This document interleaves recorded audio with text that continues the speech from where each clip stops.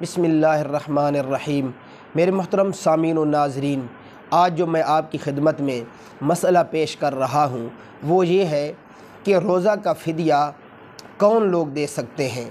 کیا جس کے جی میں آئے وہ روزہ چھوڑ دے اور کہے کہ میں فدیہ دے دوں گا تو کیا اس طرح اس کا فدیہ ادا ہو جائے گا؟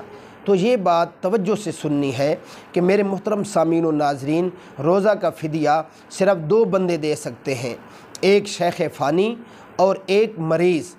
شیخ فانی ایسا بوڑھا کہ جو حال میں بھی روزہ رکھنے کی طاقت نہیں رکھتا اور آگے مستقبل میں بھی وہ روزہ نہیں رکھ پائے گا، تو روزہ رکھنے پر وہ قادر نہیں ہوگا، تو ایسی صورت میں یہ بوڑھا مرد یا عورت وہ فدیہ دے سکتی ہے اور اس کا فدیہ ادا ہو جائے گا۔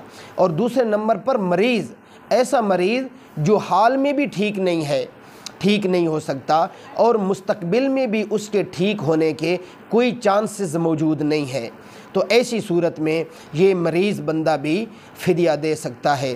ان دو شیخ فانی اور مریض کے علاوہ کوئی بندہ جان بوجھ کر کے روزہ چھوڑے اور کہے کہ میں فدیہ دے دوں گا، یا چھوٹی موٹی بیماری کی وجہ سے اور اس سہارے پر کہ میں فدیہ دے دوں گا اور میں روزہ چھوڑ دیتا ہوں، تو میرے محترم سامعین و ناظرین، ہرگز شریعت ان دو وجہوں کے علاوہ روزہ چھوڑنے کی اجازت نہیں دیتی۔